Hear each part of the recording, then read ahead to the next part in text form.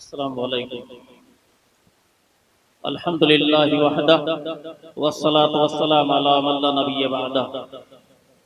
معزز حاضرین، صدر محترم، علماء کرام، حفاظ کرام اور اہلیان ماحولی، آج کا دن بڑا ہمارے لیے خوشی مسرت کا ہے کہ آج ہم سب یہاں جامعہ عائشہ کے سالانہ اجلاس میں تشریف فرما ہیں۔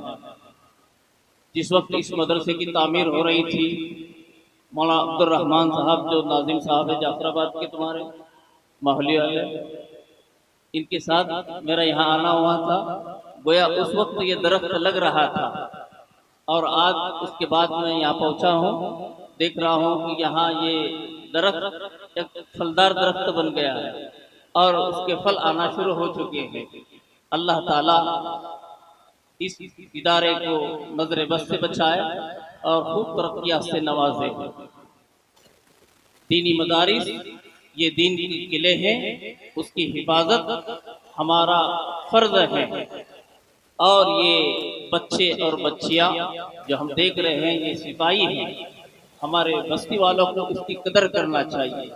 ہماری یہ نونہال جاگ رہے ہیں اور ماحولی ملک کو یہاں خالی نظر آ رہی ہے۔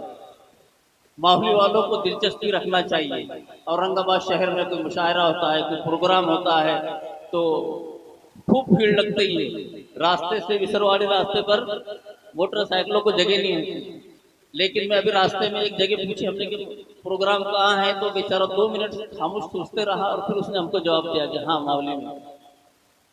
تو ماحولی والے سے میری درخواست ہے کہ آپ ان بچوں کی قدر کریں اور اس ادارے کی قدر کریں۔ اللہ آپ کو اس ادارے کی بدولت بستی پر خوب رحمت نازل کرے گا۔ میں وقت زیادہ نہ لیتے ہوئے صدر محترم کا خطاب باقی ہے، اپنی جگہ لیتا ہوں۔ وآخر دعوانا الحمدللہ۔ تحفظ دین کا کاروان رواں دواں، علماء کا ساتھ دو، آؤ سب کے سب یہاں